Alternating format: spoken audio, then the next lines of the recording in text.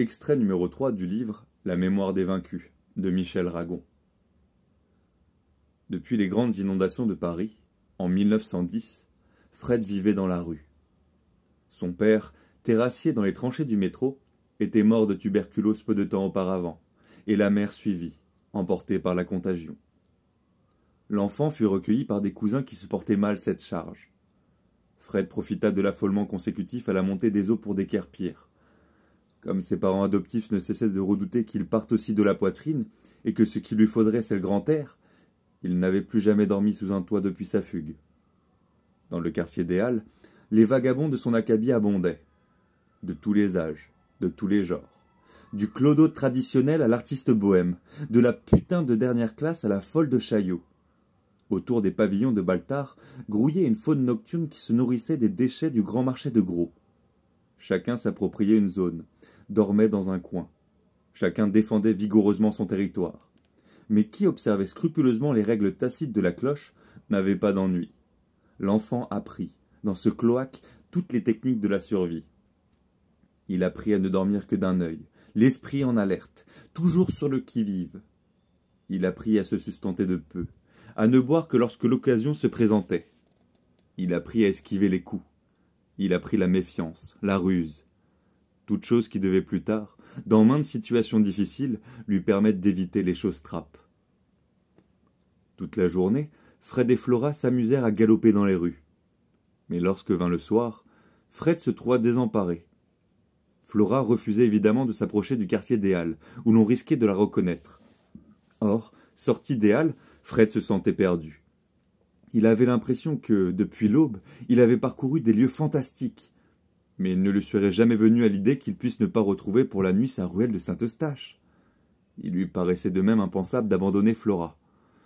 Ce dilemme les conduisit à contourner le centre de la ville jusqu'au faubourg populaire de l'Est, où ils furent tout étonnés d'arriver soudain dans une sorte de campagne.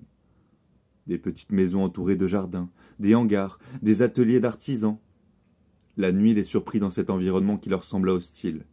Ils avaient faim. Fred n'osait se l'avouer, mais il appréhendait de s'être perdu. « Alors les amoureux, on musarde ?»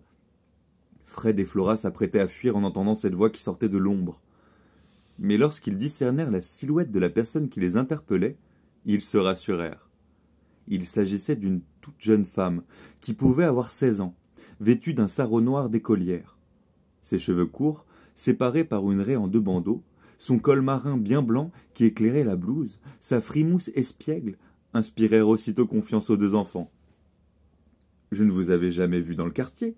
Où donc restez-vous » Et comme les 2 enfants ne savaient que répondre, elle eut un geste pour s'excuser.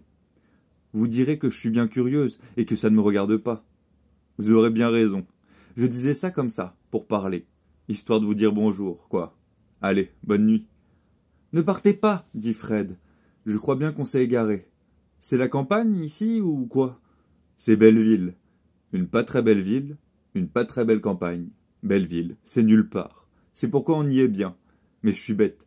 Peut-être avez-vous faim ? » ?»« Oui, dit Flora. »« Alors venez. » La jeune femme ouvrit un portail de fer, les fit passer dans le jardinet, et ils montèrent, par un escalier de bois, dans un petit logement où un homme debout devant une table lisait attentivement de grandes feuilles de papier journal. Lui aussi paraissait très jeune, 20 ans tout au plus. Il était vêtu d'une curieuse blouse en flanelle blanche, bordée de soie mauve. Ses yeux noirs examinèrent les 2 enfants. « C'est Victor, dit la jeune femme. Moi je m'appelle Rirette. Moi je suis Fred, et elle c'est Flora. Eh bien, Fred, eh bien, Flora, vous aurez un peu de pain et de fromage. Victor et moi, nous ne vous interrogerons sur rien. Si vous ne savez pas où dormir, il y a une cabane au fond du jardin. Si notre tête ne vous revient pas, le portail ne ferme jamais à clé. » La destinée des êtres ne tient à peu de choses. Ou plutôt, il se produit parfois un enchaînement de circonstances qui vous amène à votre heure de vérité.